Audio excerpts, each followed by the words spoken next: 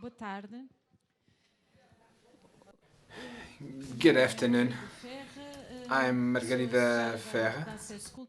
I'm a member of Acesso Cultura, and I also work in Pessoa house for a few years. Sure.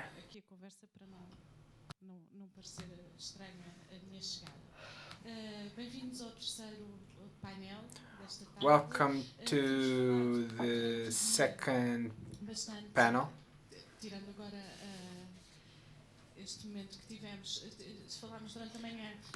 This morning we focused our discussion on books.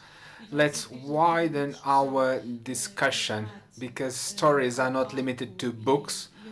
So let's open the discussion to the stage and to other means of sharing stories. We have with us people that work in libraries and people that are storytellers.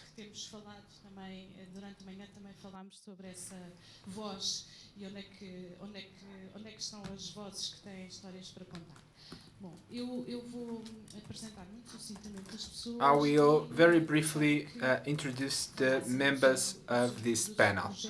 I'm going to ask them to talk about their project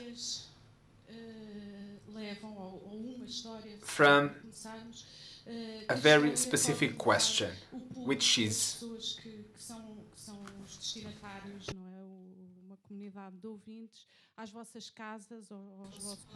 can attract people to your stages. Which stories do you have to tell to your audience? This first question to João Paulo Proença. He is the coordinator of this network of school libraries of Lisbon and Almada and Seixal, but he also works in several European projects, one of them redone, financed by Creative Europe.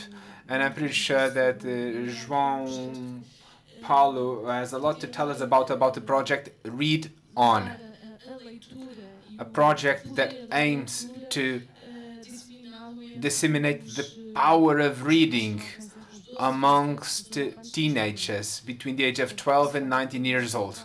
So I'll give the floor immediately to João Paulo. And first, I thank the invitation to take part in this event. And I'd like to clarify the following. Actually, I work in the network of school libraries. This is a national program under the umbrella of the Ministry of Education with the aim of developing school libraries in Portugal. We have around 25 school libraries in Portugal. I'm the coordinator of these school libraries in 2 cities. And I'm not here representing the office. I'm here on my own behalf, wearing my hat and only my hat, not the institutional hat. So I'm the only one liable for my statements this afternoon. I also work in this international project called Read On. You can visit the webpage readon.eu. And I'm a teacher. I'm going to talk to you from the perspective of the libraries and from the perspective of the project. I'll start first with the libraries, and then I'll touch upon the project but later this afternoon. Anyway, what do people expect from our libraries? First, people try to discover themselves in our libraries. The book gives me an opportunity to know who I am and to know the others. I'm an example of this kind of audience. Sometimes I have weird thoughts. Sometimes I don't see myself in my own thoughts. And then I read a book and I see, well, this resonates with me. These people has the same thoughts that I have. So books allow us to discover that there are other people that think like we do. And by reading a book, we are able to know that every story has an underlying layer. we live in the marvel world of books, and suddenly we understand that with the given word we are able to reach out to other worlds that were hidden in the past. And then there are technicalities. There are different types of readers, and some readers are excluded because those readers are not very much focused on science fiction. They are more focused on how and why things are made. So we cannot neglect the technical books. Technical books also play an important part. And then many people come to our libraries because they want to be entertained, they want to laugh, they want to cry. Usually in storytelling, we have a long-lasting tradition of storytellers. But anyway, storytellers is the best word in Portuguese and in English. Although we have a right word in Portuguese for storytellers. Storytellers are important for people to discover our own culture and the myths. And then sometimes we go to look for a specific book and we end up by discovering a totally different book because we feel attracted by a cover or something in any given book. And that's it. These are my very first comments, and I'll touch upon the project later. On my right-hand side, we have Susana Silvestre. She is the coordinator of the libraries of the city of Lisbon. A total of 17 libraries in the city of Lisbon. So, which stories attract people to the libraries of Lisbon and vice versa? Which stories don't attract people to your libraries? And what is the overall project of the libraries of the city of Lisbon? In a nutshell, please. Well, it's the second time I'm asked this question because Margarida did send me that question by email. Actually, public libraries set themselves apart from the other institutions because they are the unique institution in the world that covers all areas of knowledge. Only libraries have this wide coverage. Then, libraries are accessible to all. They are free of access. They are a beacon of democracy. They are a space of citizenship and inclusion per se. Of course, that this is theory, and in some cases, this doesn't mirror the practice. So, which stories attract people to the libraries of the city of Lisbon? Well, people go to libraries either to study, and I must say that most of the people that go to the libraries go there for studying purpose, because we have comfortable rooms, pleasant rooms, beautiful rooms indeed. And in some cases, it's trendy. It's trendy to study in some of our libraries. That's a fact. I mean, in Instagram, people go to some of our libraries and they post pictures of them studying in some of our libraries. Then people look for stories, but which are not exclusion-related stories. People like to feel welcomed when they go to a library, and it's up to the library to treat everybody equal. We should not do any kind of discrimination because you are blind, or you are deaf, or you are black, or you are white, or you have a different gender. We don't impose any limits to the people that visit our libraries. We want people to feel welcomed in our libraries. I've prepared a response to one of the questions discussed earlier this afternoon, but I can touch upon that later. In libraries, we have people from different nationalities, with different needs, with different interests. Many the library goers go to libraries and they don't know how to read. And their top priority is not to read books. And our top priority is not just to disseminate literary books or formal books. Our libraries promote the development of skills. the skills at different levels. For instance, within the framework of the European Parliament, math skills, social skills, science skills, mother tongue skills, foreign language skills. There's a vast array of set of skills that forces one to develop those skills so that we can find our place in a society. Because when you finish school and then you enter the labor market, I mean, suddenly you are faced with obstacles, and you realize that you have some gaps because you didn't acquire the required skills in a classroom. And then you go to libraries to try to find these new skills. So we have programs in our libraries in order to promote citizenship, inclusion, and so on and so forth. LGBT is a key topic in our initiatives. Well, this didn't happen by chance. The 50 years anniversary of Stonewall was celebrated recently. And we designed a program. And within the scope of this program, we assess our collection and try to understand how it was made available in our bookshelves. Well, now you may wonder, did you do the same thing for people with cognitive disabilities or motor-related disabilities? No, we didn't do it, and we are not going to do this only for the LGBT community.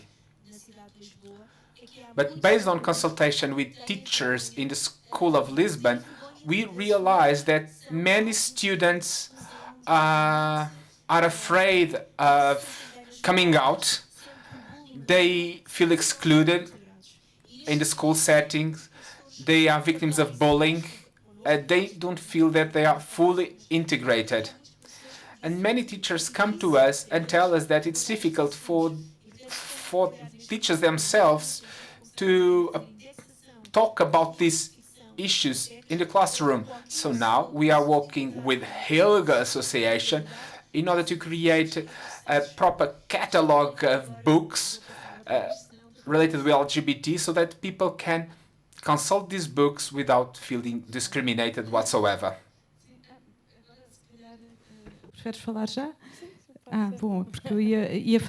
Do you want to take the floor now or not? Otherwise, I'll give the floor immediately to Martin. Thinking of libraries as places that promote citizenship and listening what we discussed earlier,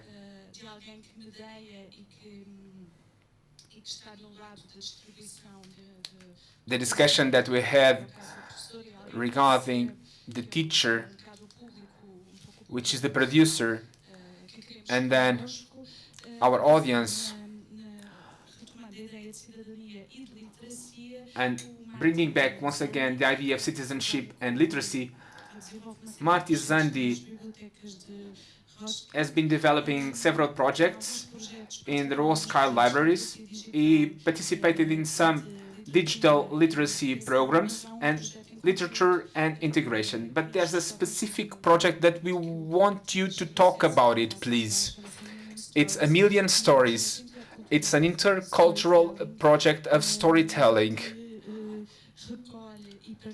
which shares stories of refugees that entered the EU in recent years. How do you do your work? How do you collect and share the stories of these refugees?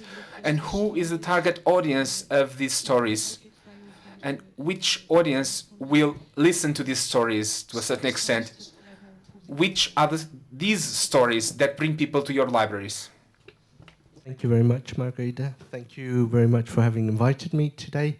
My name is Martin Zandi, and I come from Roskilde, representing Roskilde Libraries, which is one of the 5 central libraries in Denmark. I also come representing the project A Million Stories. A A Million Stories was a 2-year project that received funding from the Creative Europe program, same as this project. And it came as a result of we had been working in Roskilde with refugee integration projects for some years.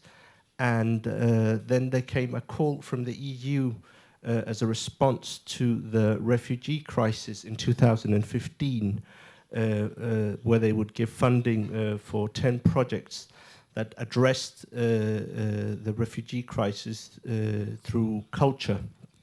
And we worked together with 3 partners, the Malmö Library in Sweden, Cologne Library in Germany, and Future Libraries from Greece, which is Association for Libraries in Greece and the Balkan region. What we did, we collected, we went out in each of our 4 countries, and we tried to meet and interview refugees who had come to our countries within in a margin of no more than 3 or 4 years. And we did this through our focus was through storytelling.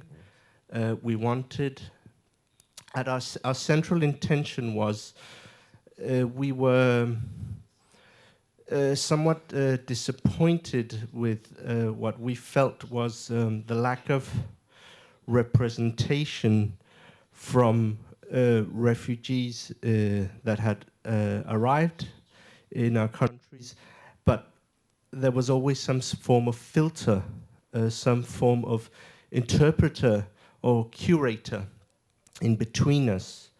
And we wanted to hear their stories, to hear what was important for them, whatever it may be, without that filter.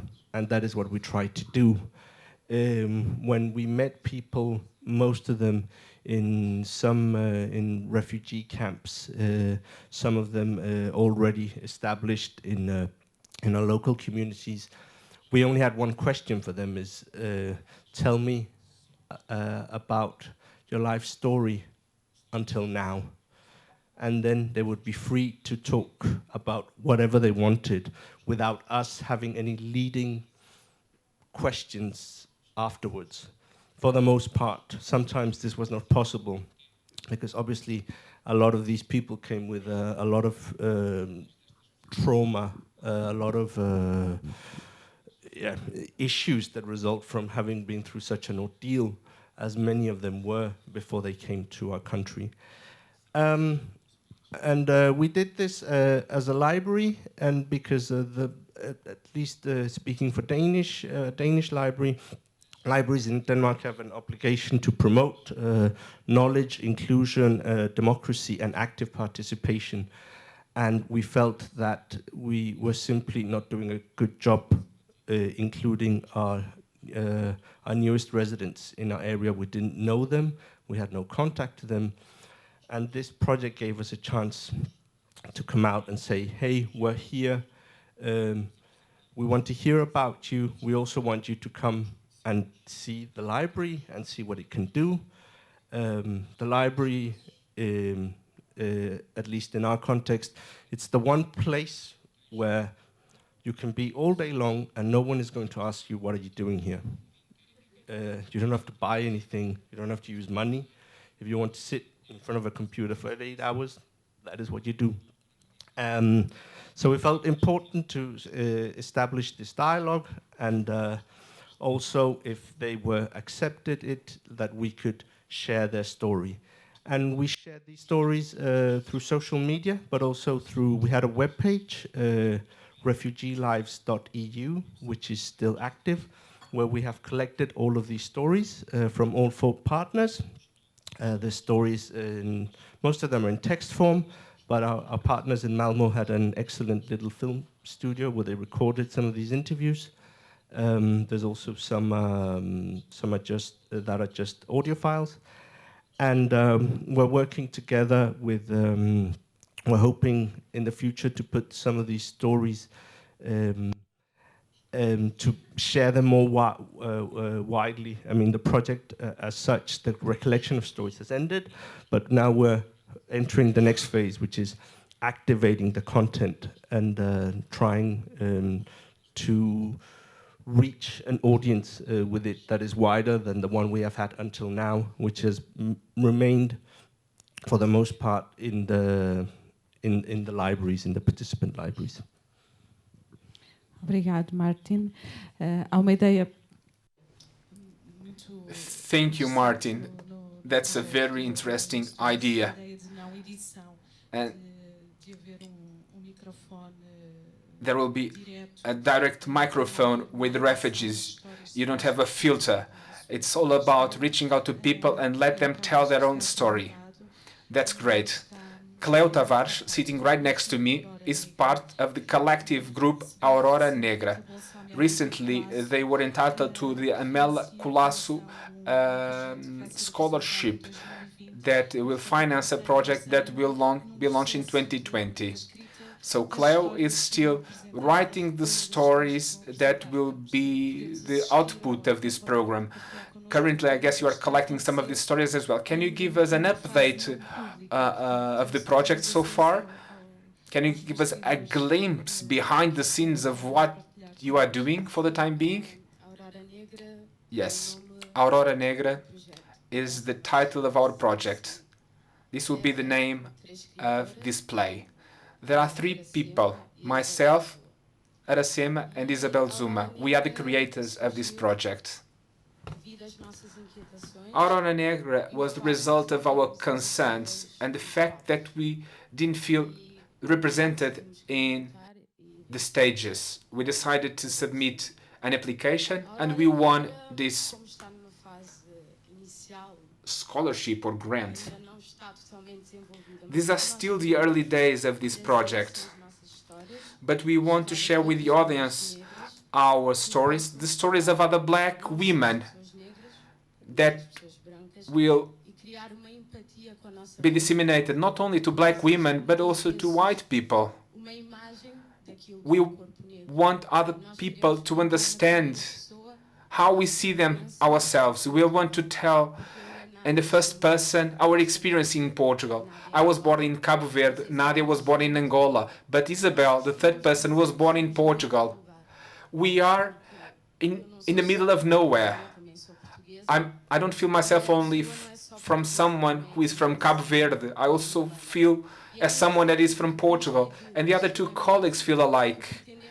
And in the pursuit of knowledge, we want our Aurora Negra to reach a broad audience. We want to feel the national theater of Black people. We want to bring the people living in suburbs to the center of Lisbon to attend this show called Aurora Negra, that in a literal translation would be the Black Dawn. Acho que há uma ideia que aqui temos presente e que agora a Cleo deixou. Cleo now gave us a glimpse of what they are doing. And it's great what you are doing now. Your project is based upon the power of storytelling and how the storytelling can be a transforming force. Yes, we want to enhance the pride of the Black body. It seems that the Black people's story started when slavery began, but we want to understand what lies behind that. We need to find the pride of the Blackness, the find of the Black people. Our story didn't start with slavery. We had great civilizations, but people tend to neglect them. We don't talk about those great civilizations. If we want to know more about that, we need to do this lonely search, because it's not easy to have access to information regarding what happened before slavery to the Black people. vozes que as contam e que as ouvem também. Devolvo a pergunta ao João Paulo. Based on this, I will give the floor again to João Paulo, and I would like to ask you the following, João Paulo. Essa comunidade, o que é que pode trazer? What is the added value that the community of users of your libraries can bring to your work? I know I wasn't clear enough, because I was also invited to speak about the Read On project. And this project is for young people in their 12s up to the age of 20, when allegedly they stop reading. They do not necessarily stop writing, but they are less enthusiastic about reading. And often, maybe I shouldn't generalize, but some institutions are not so interested in this target. But this is an European project. 6 people, 7 partners. It's literature festivals that take place in Italy, England, Republic of Ireland, Norway, and Spain, and 2 schools. My school and another school in Almada, across the river, and another school in Norway, in Algasund, in the middle of Norway. No, 1/3 half Norway. Everything is relative anyway. But basically, well, what is the south? What is being on top? Being beneath? Well, I'm wasting time with this, says the speaker. But this is a reading project, and it's not very structured at the theoretical level. So allegedly, young people don't read a lot. It's a target that is difficult to attract, at least in theory, and I'm sure that others have a different opinion. But we started a reading and writing project, and it has several activities. Let me highlight a couple. Maybe these are out-of-the-box activities. One, we have 10 reading minutes in the classroom.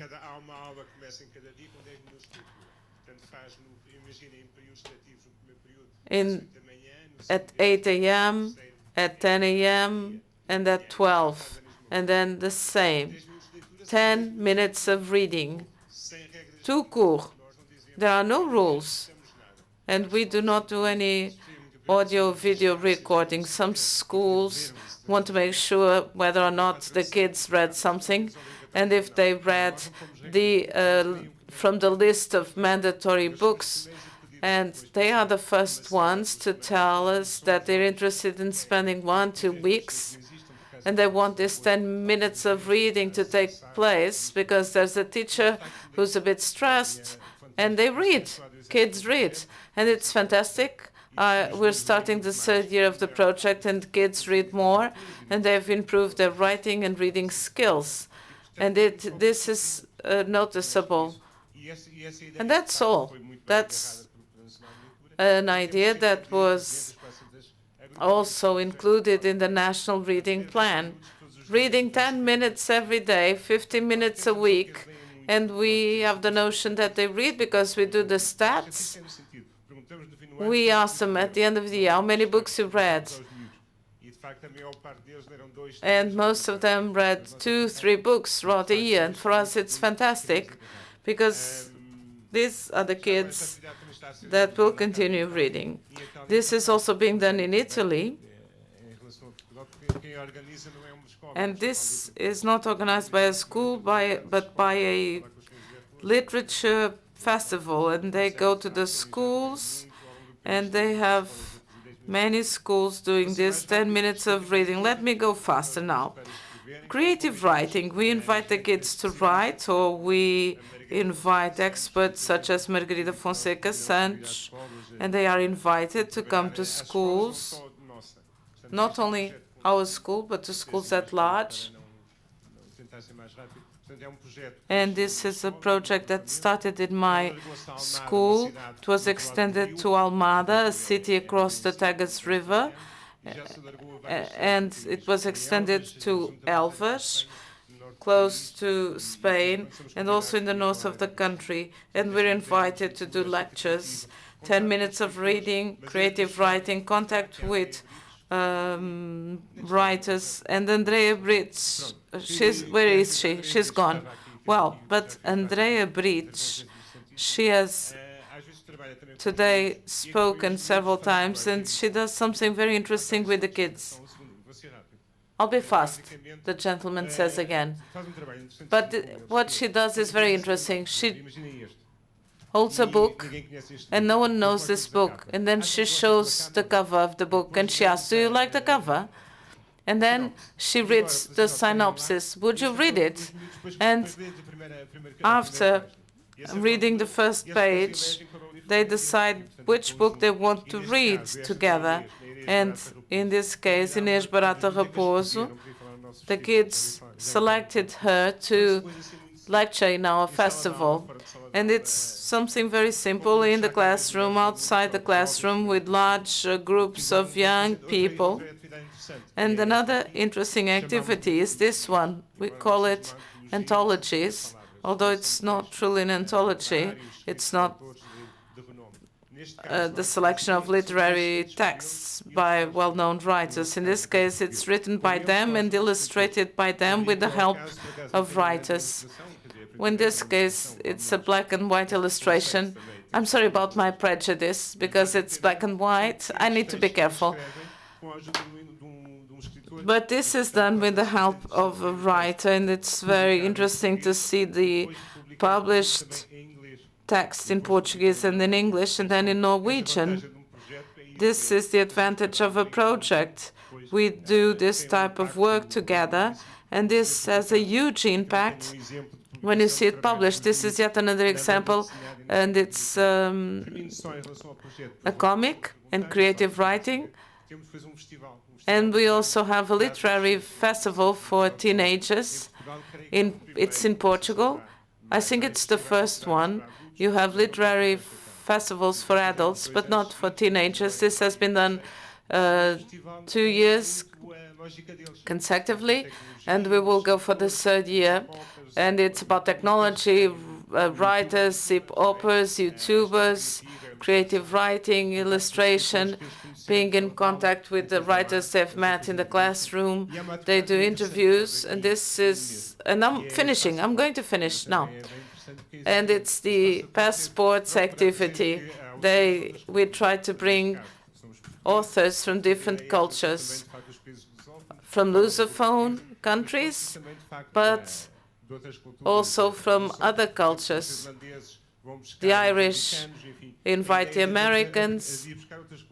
The idea of having other cultures, and in the Portuguese case, not only Lusophone authors. We're now in contact with Brazilian authors. We've invited Mia Couto, and also we will bring Onjaki. I want to be very careful with words, says the gentleman. It sounds like neo-colonialism, but it's not. And I'm not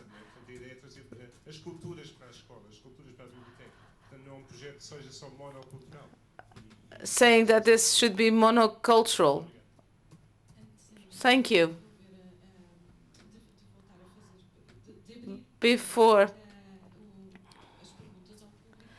giving the floor to the audience, I have 2 questions for this panel, and this can trigger questions from the floor too.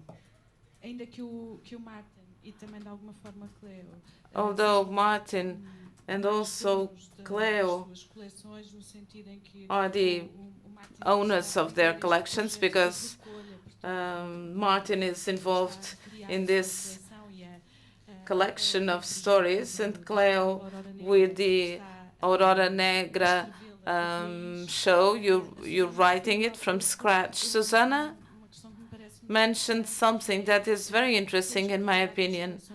We need to work with the collections we have. I believe this is how you said it.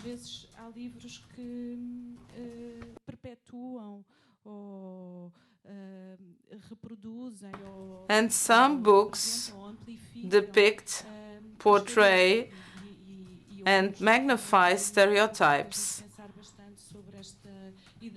And Temi made us think about this. The idea of being faced with stereotypes. And my question is, what should we do with these books? Should they be placed on the top shelves? Should we assume that we don't throw them in the bin? Or what should we do with books that may be conveying a stereotyped idea or something that doesn't serve the concept of bibliodiversity or the diversity we want to see in books? Those of us here, we believe that books can portray the world as it is with its different nuances.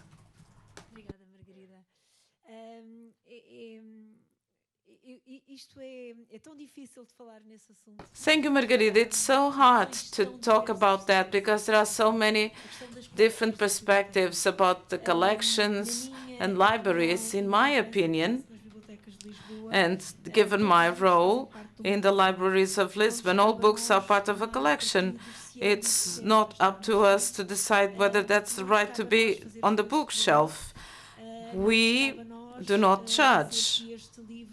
It's not up to us to say that this book has more value than another book. Regarding stereotypes, the books have to be there.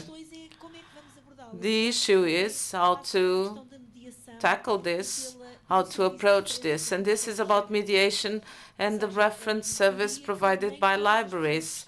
I would say that not all people working in libraries are ready to do this mediation work. Not all people working in libraries are capable to do this reference service without generating more stereotypes. And this is a concern we have.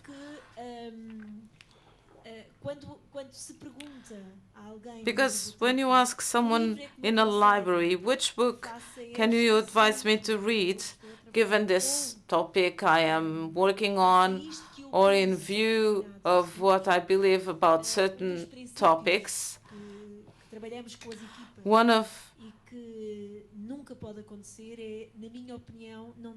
the positions we have is that people shouldn't say you should not read this book because of this or that. That's your personal opinion. It has no value, and therefore it must be challenged when you're performing a public service. And then it's about stereotypes, because these books that convey stereotypes, they also pave the road for a new dialogue. How can I deal with this stereotype, and how in society, and being a citizen, and therefore I should have a critical attitude, although not all are able to do that.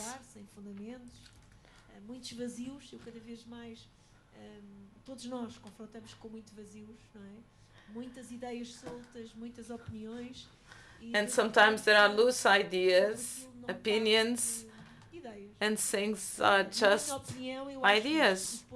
This is my opinion. And I throw down every theory. I disagree. And the speaker doesn't finish her sentence. I feel happy when I'm faced with radical opinions, when people say that libraries shouldn't cover the topic of inclusion and LGBT.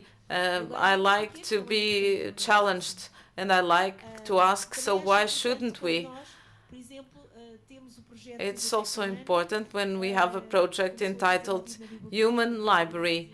It started being developed in the Marvila Library, and it's now being extended. And this is when you ask the human book, and the books are individuals that have a story to tell. They have a book title, a synopsis, and they tell a story. And you can borrow the book. You cannot take it home.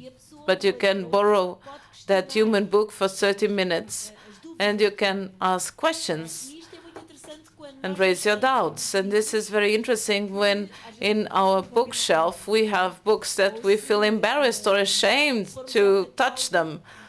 And if you go to the library catalog, discreetly, people put a book and a different book, and then they take it home. And it doesn't make any sense that people have to do this. But you also have people in libraries saying, it's funny, you see, this person has been borrowing this book, and that book, so she must be this or that, or he must be that. And it's easy to label people. So in our bookshelves, we must have all books. The way we approach them and how we do a mediation, that's something else. I prefer to have a book in the bookshelf there and no one picks it up, rather than to do this mediation filled with stereotypes.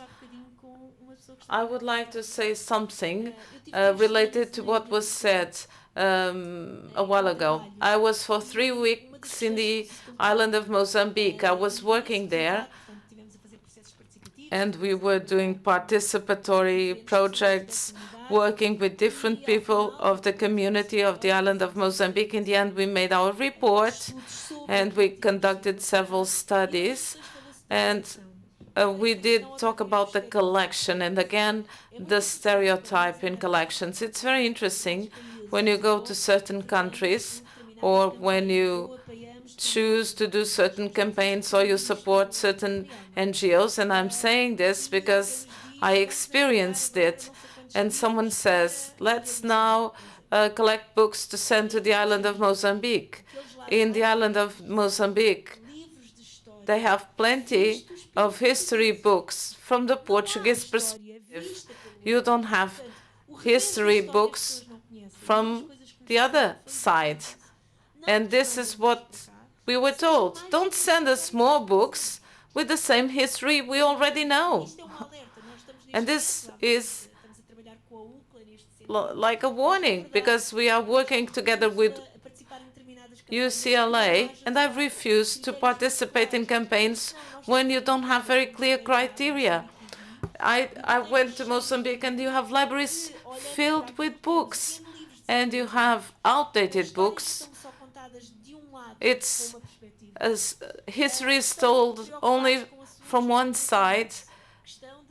The issues about health, AIDS, and they don't have a single book about AIDS or else. And they were crystal clear about what they want. Don't send us stuff that we're not interested in and don't answer our needs. Because we believe we're supporting them, but we're sending things they don't need, and we don't even bother to find out what they need and seek. Instagram shows people studying in the library of Galveias, but Instagram showed me a few days ago an exhibition, an installation called the British Library, designed by Nigerian-British artist called Inka Schoenberg, if the interpreter well understood, that celebrates the diversity of the British population. The installation is books as we have them displayed on libraries, 6,380 books, and a considerable part has written in gold the name of second and third generation migrants that somehow gave a contribution to the British culture, and also the names of those who opposed to immigration. But certain books have no name on the cover. I decided to share this story with you. Although I didn't visit the exhibition, I think that Martin and Cleo somehow stand on the side of these books that don't have a name on the cover. And that, therefore, I would like to ask you, imaginando que esta é a história de alguma forma. Imagining that somehow this is the story of your projects. What names can we find in your projects? Namely, in Martin's collection of stories and also in the theater show Aurora Negra. What are the names and stories can complete your libraries, your virtual libraries? When you say names, well, it's based upon our work. We want to be in the outskirts. That's where you find the large majority of Black people, and those are the stories we want to share. I realized how important representativity is when I was in a show, and we were 14 and there was only 3 Black people. At the end of the show, we were drinking coffee and there were Black kids running to us with a big smile on our faces, and they told us congratulations, and they told us, ladies and gentlemen, thank you so much, we really liked. And there were 17 actors, and they only spoke to us because they saw themselves on stage. When we don't see ourselves, it's as if we didn't exist, as if our stories were not important. We are voiceless. Our voice is taken away from us, and it's silence. And this happens in the Portuguese society. The silence of the Black voice, and as if Black bodies are not Portuguese. We're still looked upon as being different. It's not a difference that generates union. It's a difference that generates mistrust and constraint. And to this extent, we want to open a space to show that this difference can be of union, empathy, and to make known what we are. And we are a variety of things, because Africa is a continent with different cultures.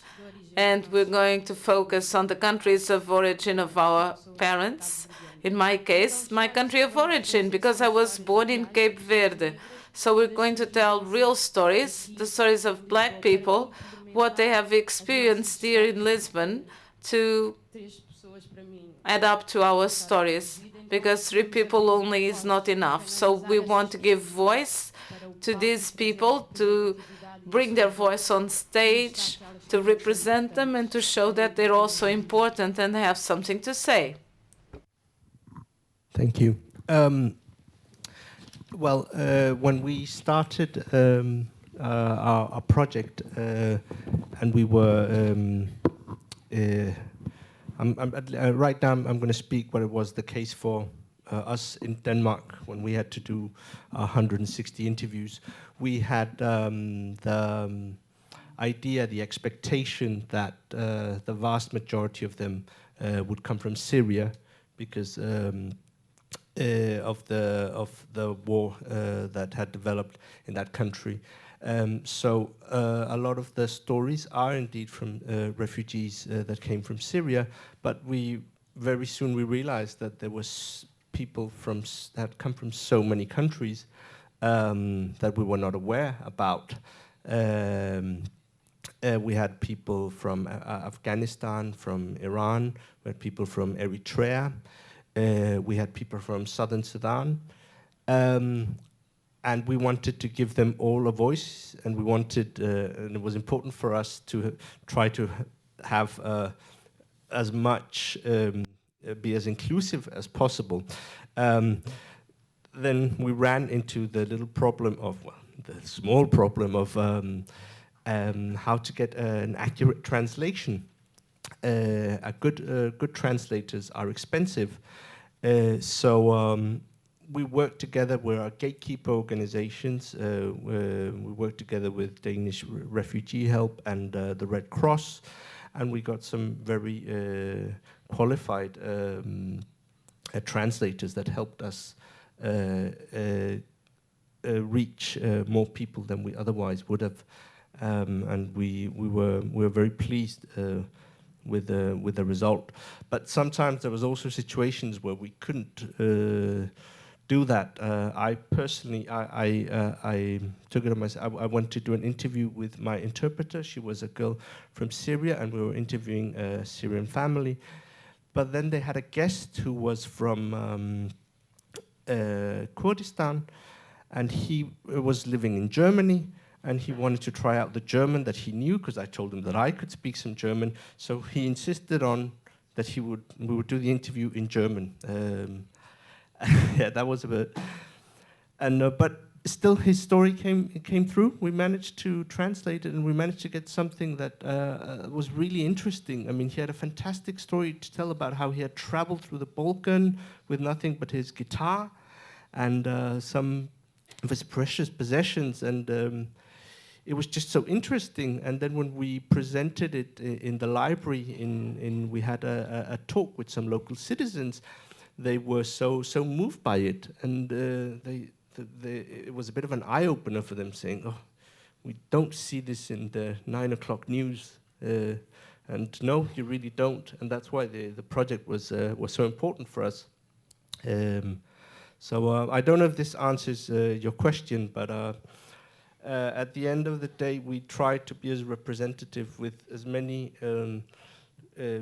people's nationalities as had come to Europe, at least in these 4 countries, within that framework of time that the project had.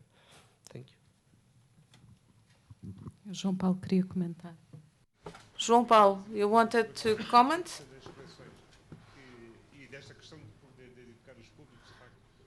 It's about the education of our audience. It's something very complex, and we need to be careful. And I lost my train of thought, says the gentleman. I know there are sexist books in libraries, racist books in the libraries, and homophobic books in the libraries. And we could do more, and we could manage collections, but there should be a policy. And the buying of books should not be given to a single person. So there should be a wider policy.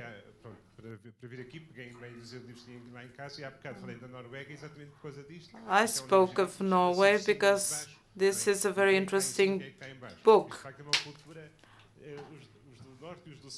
It's about those in the north and those in the south.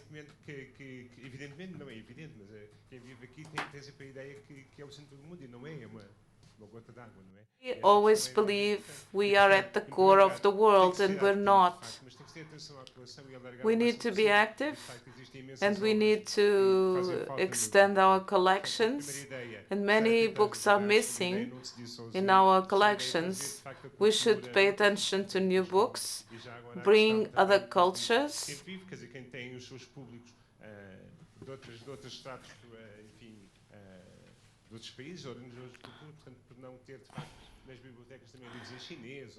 and we could have books in Chinese, in Creole, or books for the blind, and we need books from other cultures. And all that makes sense, and it's something we do. And let me also share this idea with you. I attended a conference and I heard this very interesting idea. Someone visited a well-known writer and thought that his library was messy. And they said, it's fine, the books at night talk to each other. The authors talk to each other. You have Freud talking to Dostoevsky and to Portuguese writers. And I think this is a good metaphor of what a library is. You have many books, and we ourselves are the ones who should exclude what we're not interested. But we need to be very careful.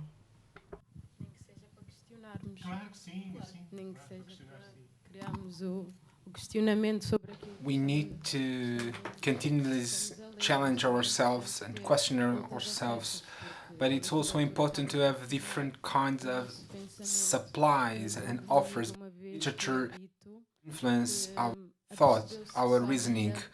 A friend of mine once told me that she realized that she was only reading books by European male authors. So who is modeling my thought? And from then on, she went on a journey to discover different authors from different realities, because at the end of the day, this will make us richer. Diversity is beautiful. This is how the world is. We don't need to clash.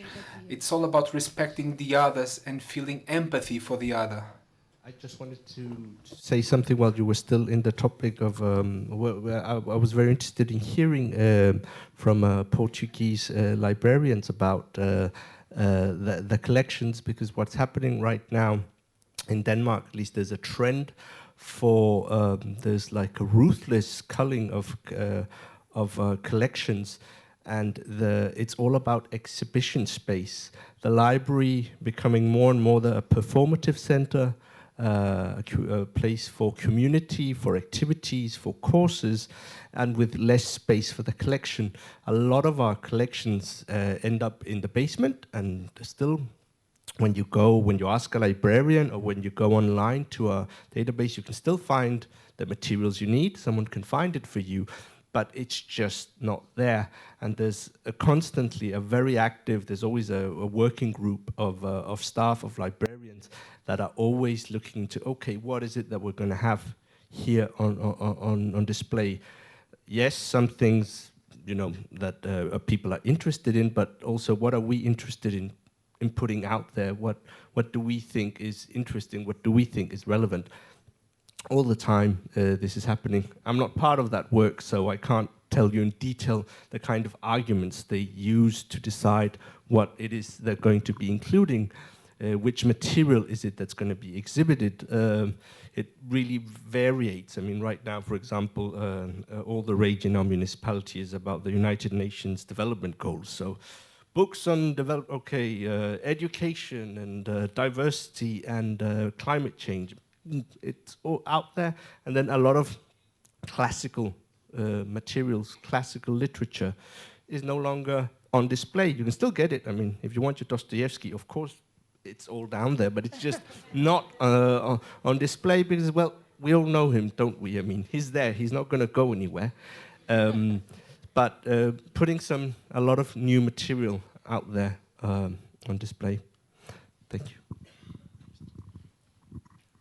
Eu queria fazer ainda uma pergunta antes de lançar. I myself have a question before passing the ball to the audience.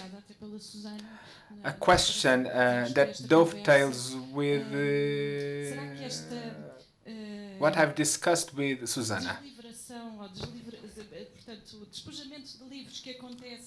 So I wonder if this trend that is taking place in Denmark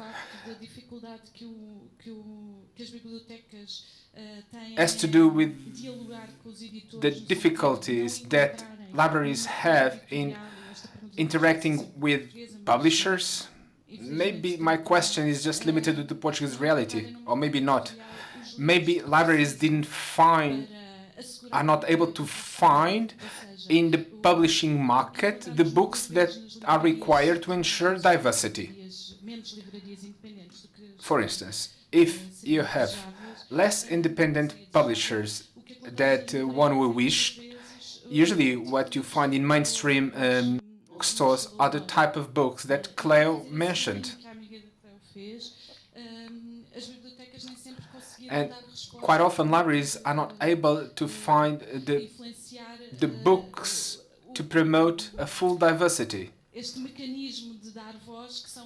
And libraries are unable to give a voice to that audience. For that, they need to engage with the publishing houses, because publishing houses are key in order to give a voice to those that want to have a voice. I don't know if you understood my question, says the speaker.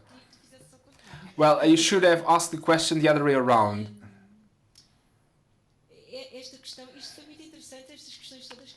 All these questions raised by Margarida were indeed very interesting. They are indeed food for thought. There are certain topics, including inclusion. Earlier this morning I was reading an article on the Portuguese newspaper Público about a 16-year-old blind girl writing about exclusion or not. And when someone asks them, would you like to see? Well, it's not a question for her. She doesn't know what it looks like to see the world. She has different ambitions, different dreams, and different wishes. Anyway, we tend to discuss inclusion because it looks good.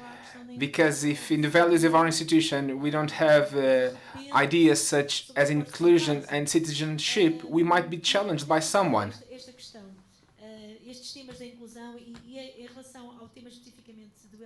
Regarding the LGBT+, is a topic that we have been addressing for so many years now. Maybe now we are approaching it in a more systematic manner.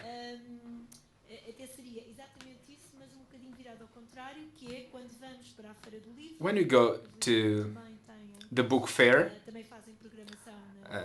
the libraries of Lisbon also have their own program in the book fair of Lisbon. And when we launch specific books in the book fair, when we invite a drag queen, like we did this year, we invited a drag queen to be in the book fair. And based on this, my question is the following. To what extent the work done by libraries may challenge the work being done by publishing houses? I don't want to focus on publishing houses because that could be a topic for yet another debate. But in libraries, we are very much faced with self-publishing authors.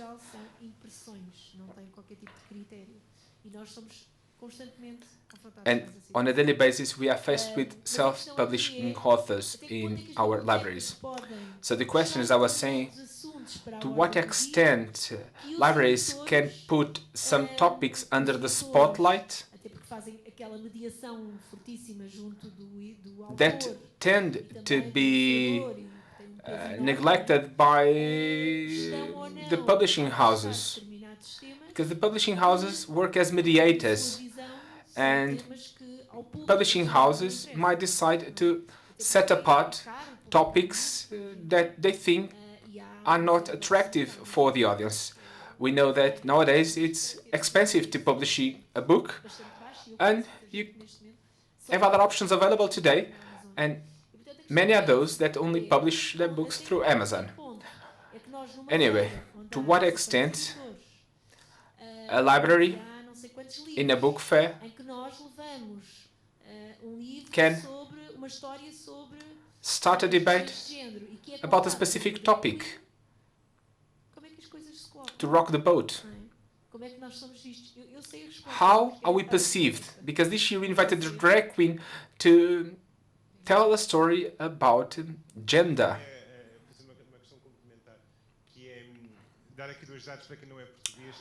For those that are not from Portugal, I would like to give you the following piece of information. 40, 50 years ago, more specifically in 1974, the Portuguese population, or 40% of the Portuguese population was illiterate. 40%, 40 years ago. Nowadays it's just 4%. The network of public libraries is 30 years old. The National Reading Plan is 12 years old. So these are still the early days. So there's still an issue and a balance between quality and quantity and the price.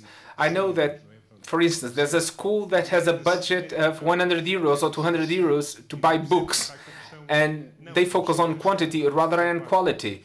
Instead of buying just 3 or 4 good books, diversified books, they focus on quantity rather than quality. But I don't want to dwell on the past and say that there's nothing we can do about it, because indeed we can, and this is one of the projects that will allow us to take a step forward. But we need to educate the audience, we need to educate the mediators. There's plenty of things to be discussed regarding the gender, the women condition, and women is mistreated, women don't have any dreams, they don't have gender identity, and so on and so forth. But people, instead of focusing on these issues, they focus on quantity, just for the sake of it. Early this morning, we start our discussion based on the concept of bibliodiversity.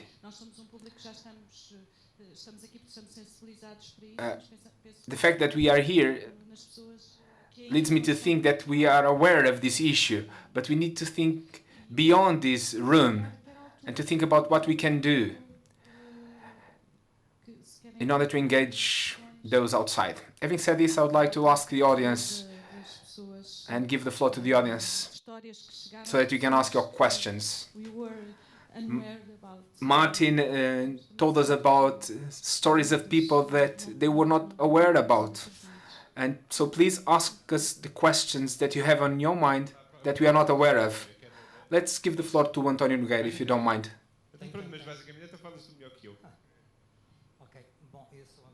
I'm António Nogueira. I'm also a member of the network of school libraries. First, I would like to thank the organizers for this very interesting day. Regarding biodiversity and inclusion, and the gentleman said biodiversity instead of bibliodiversity, and he was corrected by the person sitting right next to him. Moving on. I have a question which we already discussed, but I would like to ask it again. It's all about accessibility. We've discussed cultural diversity, but we didn't discuss access to literature by people that struggle to read a standard text between inverted commas. And I mean blind people, deaf people, students that require specific tools to have access to books. In the school libraries network, we are developing a project called All Together We Can Read, in a literal translation. We are trying to find printed books and digital books, because the digital world opens big doors in this field. So we have been working this concept, the concept of providing access to books by those that didn't have access to books up until now. Early this morning, I listened to the representatives of independent publishers, and I guess that they could also play their part by creating inclusive books for this specific target audience.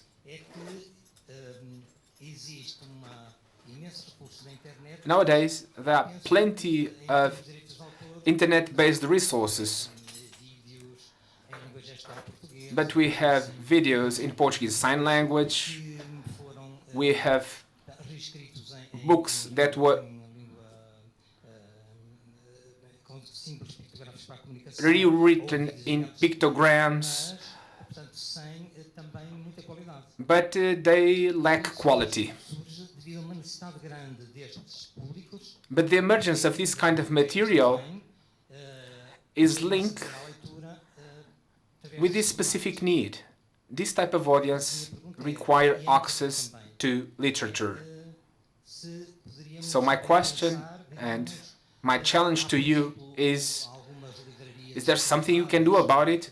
I know there are some specialized bookstores that have this type of books, but there's this publisher called Cersica. They have a collection called For Reading. They publish the book in these 4 formats so that any student from any school can have access to that book in the required format.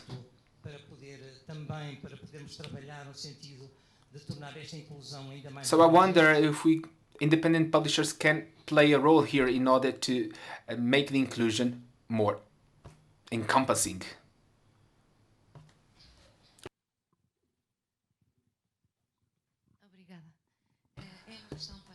Thank you. That's a side question. In Acesso Cultura, we try to grant access to all. In museums, we check whether or not exhibitions are access to all. In theatre plays, we try to ensure access to all, and so on and so forth. The Polytechnic Institute of Leiria have some inclusive books for blind people, for deaf people, and for intellectual disabled people.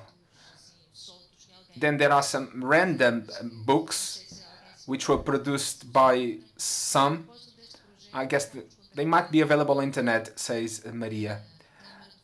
And we were also approached by the city of Funchal in Madeira. Apparently they have a set of inclusive books available online.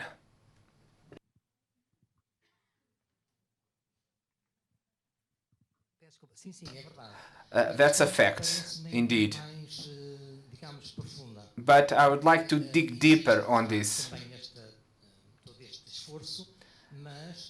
We need to acknowledge this effort, the effort that is being made to produce inclusive books. But in terms of publishing, I think that they could more. They could do more, indeed. Off the microphone, comment by Maria. Mas penso que há aqui, portanto, digamos, aspecto a aprofundar este. I think there's work to be done in order to improve the quality of the inclusive books being published. Portanto, tratar a inclusão em termos de tema, ok, é interessante. Inclusion is interesting as a topic per se. Falam, digamos, desta consciencialização para a inclusão. And there are books that raise the awareness for inclusion, but we need to ensure that all types of publics have access to books.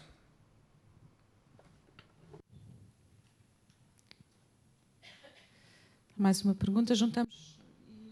Any further questions? I have a couple of comments. We have been discussing the question of the library, and we are at the museum, and Acesso Cultura already organized several debates on the decolonization of the museums. So I think it makes sense to also do a decolonization of libraries. It's not about putting books in the trash, but rather to do a critical review of the books in the shelves of the libraries.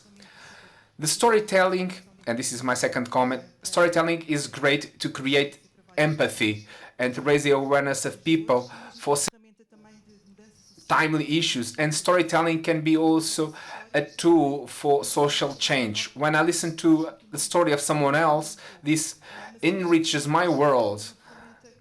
Storytelling should be seen nevertheless with caution, because the way some stories are told, we run the risk of victimization. For instance, what Tammy told us about that book. Sometimes when I listen to refugees, we are expecting a story that will feel us sad for that person, and this has an opposite effect of what we want to achieve. And I clearly see this in the work that I do with the children, because I discuss the issue of refugees with children, and when I tell them, I would like to tell you a story about of Syria. What do you think about Syria? And they say, Syria is about war. And then I tell them, I want to tell you a different story from Syria. And children tell me, well, you are going to tell me that story of that poor boy that is running away from the war.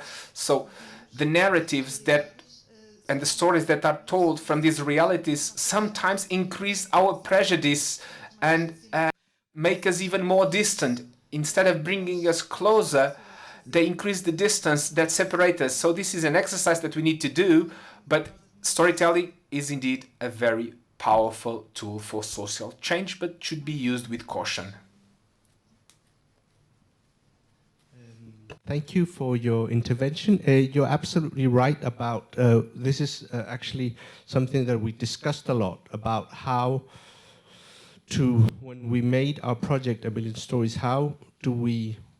what can we do to avoid this presentation of people as victims? And our conclusion was, well, there's very little we can do about it because we agreed from the beginning that we will let people share their own story as they saw fit.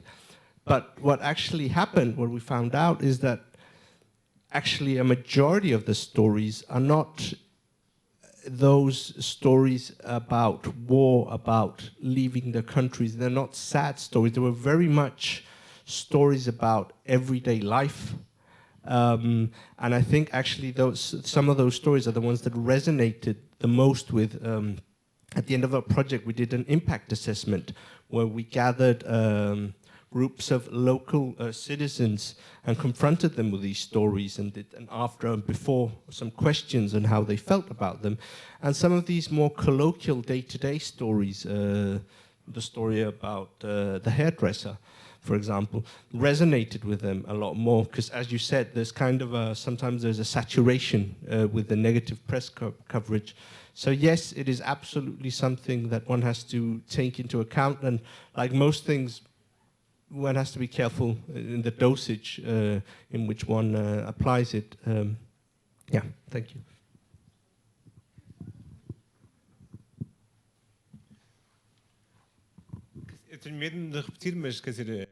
I'm afraid that I'm going to repeat myself once again. And I'm glad that Teresa, I mean, you are a top-notch expert and you touched upon the fact of the blue pencil. In Portugal, the blue pencil was linked to censorship during the dictatorship. I also have a blue pencil in my mind, and I know that this is a sensitive issue indeed. And there are things which are totally unbelievable, the way women are treated, the way the other cultures are represented or not. But it's up to me to decide what books are going to be on the shelves or not. I need a team. I'm not the only liable for the decisions taken.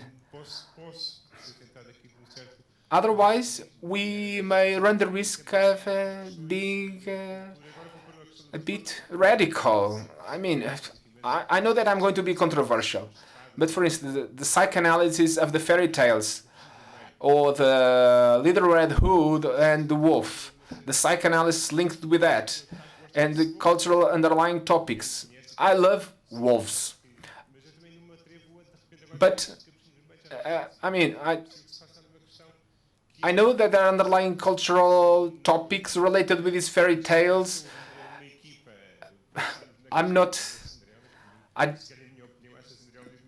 For instance, I mean, Cinderella for me is the most sexist book that ever existed.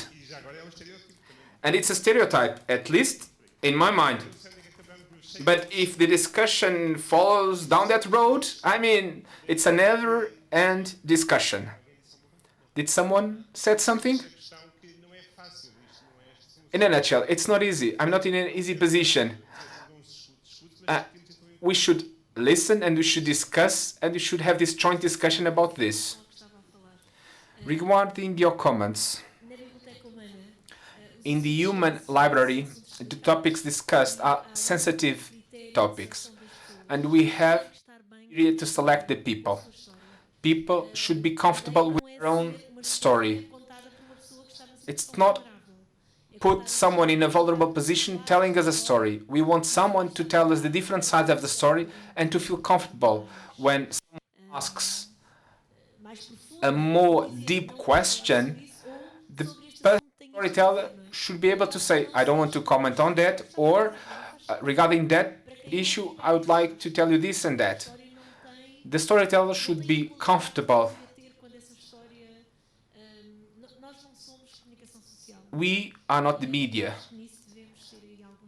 and so we should use and follow specific criteria when selecting the storytellers, so that we find a pleasant atmosphere to the storyteller. We don't want to make the storyteller vulnerable when they are telling us the story. off the microphone comments. Eu gostava de comentar também. I would like also to make a comment on what you said. É que os livros são objetos transcendentes. Não é? Books Mas são are objetos. E têm este objects per se, and they have this problem. E tal como penso que há pouco até me falou de uma questão muito interessante sobre a partilha de histórias e a cristalização do estereótipo. The sharing of stories and the crystallization of stereotype. I mean, there are people that tell their story and see themselves in the stereotype. And I think that it's easier to decolonize a collection of visual arts because there's a table, there's a legend with the specific discourse. But it's very difficult to put a label on a synopsis of a book. That's my comment on that. It's difficult to decolonize books. Any further comments from the floor or questions? We still have 5 minutes. Well, what you just said, put a label on the synopsis. There's a researcher, Cristina Roldão, with her students. They read all these 3 books available in the secondary education. They read the books and they saw how slavery was treated in school books. So to a certain extent, she used this exercise to decolonize these 3 books. So this shows that it's possible to have different readings about the same book. Yes, that's a fact, but that requires a mediator, and that requires time. It's time consuming, it's difficult, but it's a must.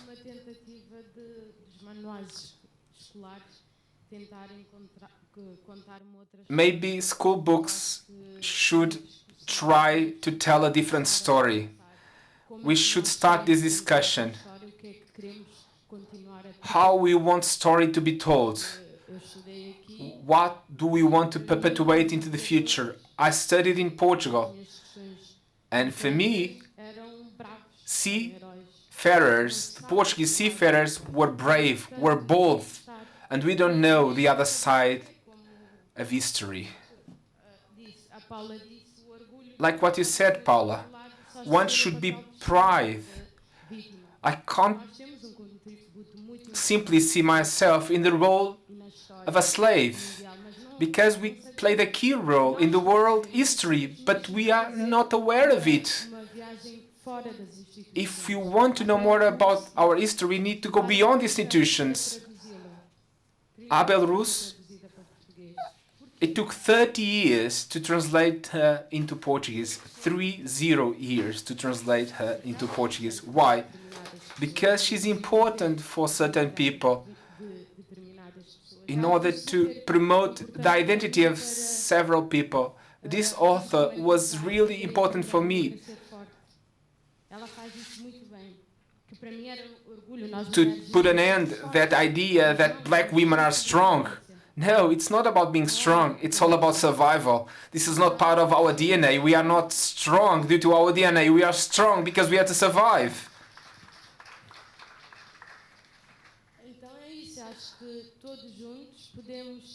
Anyway, we should work together in order to slowly but steady change how we educate and how we want the story to be told. This book by Lupita is extremely important. When I was a young girl, I didn't have role models to follow, to look up to. A female hero for me was someone with the long black hair. That was it. So, when you think about black history, you want to create new stories, under this new black dawn that will encompass all, not only black people. Please join us in this new black dawn. A very last question. I have a question to Cleo. I have a few doubts. Do you have any performance already ready? Where can we see you? How can we have access to your first-person stories? Because I'm very much interested on your stories. The Black Dawn. Well, I need to discuss this with the producer of our show first.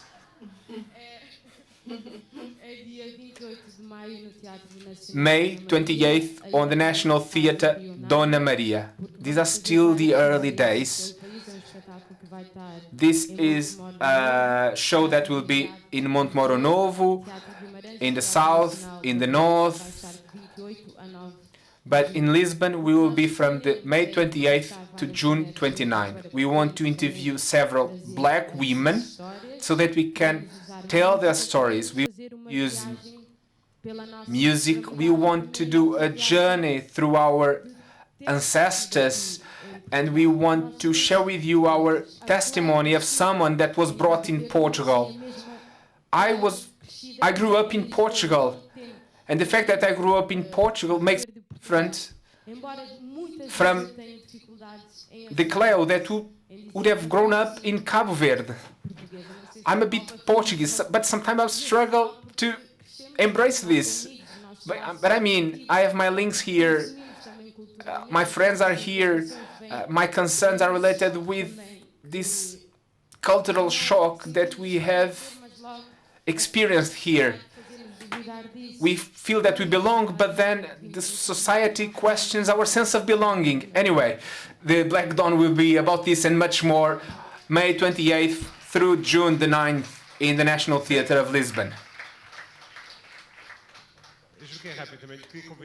Very briefly, I would like to invite the Portuguese spectators to visit the Redon Festival on the 8th, 9th and 10th of May in the south bank of the river Tagus. Thank you very much. Obrigada.